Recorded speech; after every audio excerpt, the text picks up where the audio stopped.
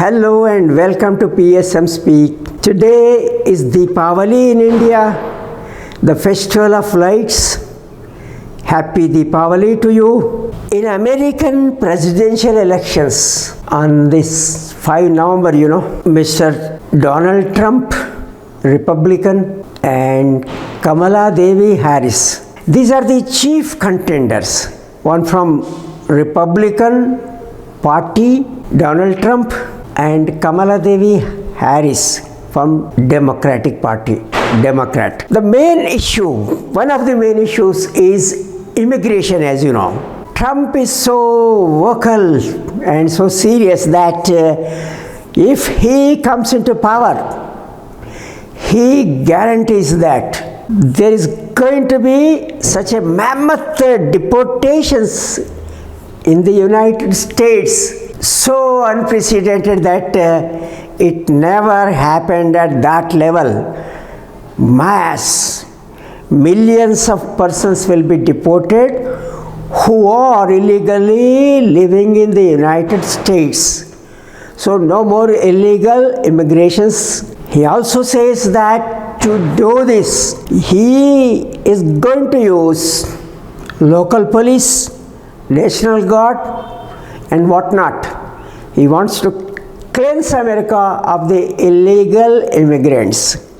Then also he says that he is going to sharply narrow the asylum and refugee resettlement to the extent possible. And then the DACA will end, the deferred action for childhood arrivals who arrive in the United States as children, of course illegally. They grow up, settle down in some activity, their education or employment or whatever. So that will end. No question of pathway to citizenship. So Donald Trump is going to be very harsh on this. Of course, Kamala Harris supports criminal enforcement. Now the protection of borders is important. Keeping that in view and the mood of the people, maybe Kamala Harris also says that. But still, she wants to be humane, though not as sharply as Donald Trump. She also would narrow asylum access. Yet, she is for a pathway, permanent status for DACA. So she is not as harsh. She wants to be humane. She wants legislative measures for regulating immigrations. Yes, we do agree that there shouldn't be any illegal immigrations. Nobody supports crime. No civilized society recommends. No, for criminal activity, nobody should enter America. We agree. But still, when people are entering the country, not for criminal purposes, why people migrate from one place to other place? There are both push factors and there are pull factors. What are the push factors? The living in the country where they are now inhabiting are so horrible. No opportunities for employment, deprivation. They expect that we can live if we leave this country and live elsewhere. And there are pull factors that there is peace and stability. I can lead a happy life there, can make a living, working legally. These are the hopes. So thinking that America would provide this, people seek to enter the United States. But the number is huge.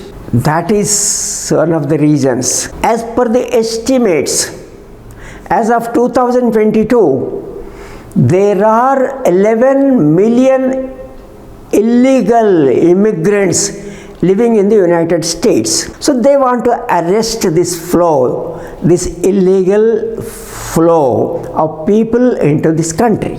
But being so inhuman, like separating the families, not considering the age of the persons, kids separated from mothers, and private detention centers, that looks very bad and not something that goes with the spirit of America. What America holds, the promise, we can see the inscription on the plaque of Liberty statue. The poem New Colossus, written by Emma Lazarus in 1883. It says, among other things, give me your tired, your poor, your huddled masses, yearning to breathe free the wretched refuse of your teeming shore. Send these, the homeless, tempest-tossed to me. I lift my lamp beside the golden door. With outstretched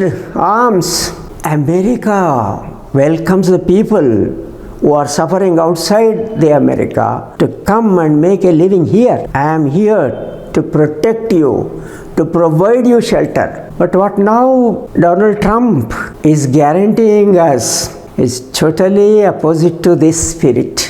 But whose is America? America itself, the United States, is a nation of immigrants. This globe doesn't belong to anybody. It belongs to everybody. The human beings inhabiting this globe, we artificially create the borders and do not think broadly. Look at what Mahopanishad said, Ayam nijaha paroveti ganana laguchetasam udara charita nantu vasudaiva kutumbakam. What does it mean? The whole world, entire world is one family.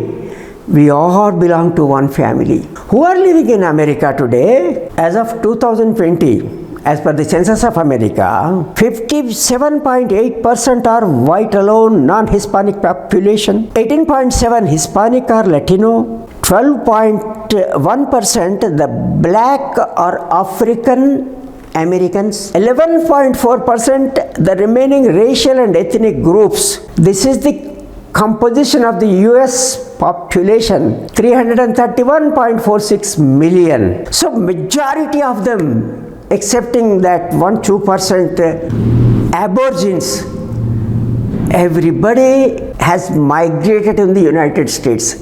Not that everybody now living there. No, their ancestors, as these figures show, who were there in the United States before the entry of Columbus, 1492, isn't it? They are the inhabitants of that country. No, they are also not.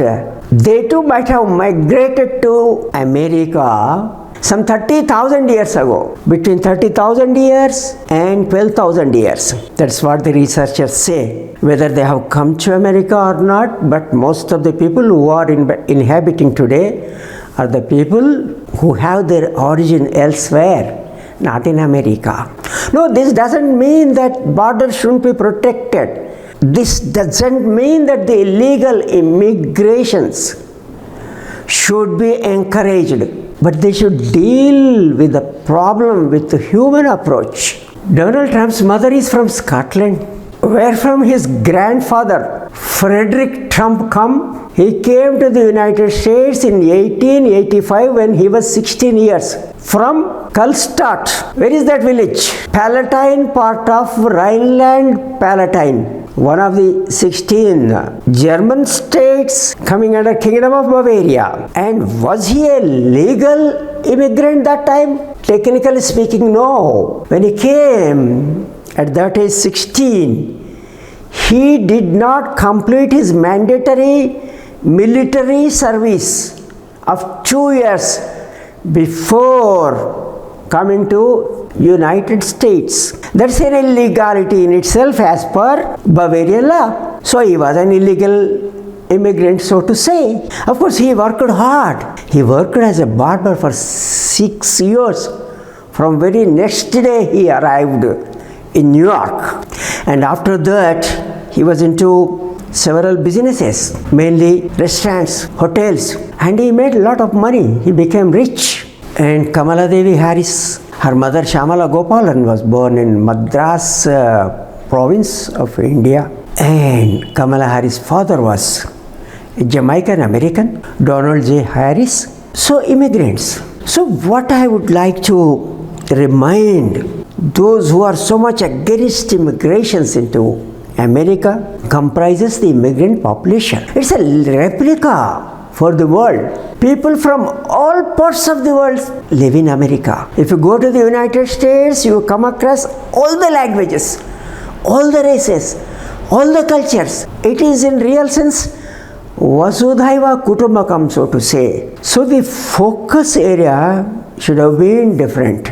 Together with the reforms in immigration laws, the other problems, the gun violence in America. It should be a peaceful country. Something serious should be done to arrest violence. Reform the policing, reform the jail system there, improve the health care. At times people in America come to India for their medical treatment, which itself suggests that the healthcare system in the United States is not really hunky-dory. It needs a thorough revamping. And education, the education loans given to the students, they are indebted, I have seen, lifelong. Is it not the government's duty to provide or facilitate good education without so much burden to the citizens of that country? So healthcare, education, law and order, policing, gun violence, these should be real and bigger issues compared to deporting. Biggest ever deportation. Of course, if Trump comes back, which will be in the hands of the people, the citizens, the voters of America.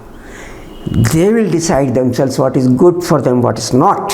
Thank you so much for so patiently watching this video. Please do subscribe to the channel if you haven't done it already. As you know, subscription is free. Thank you.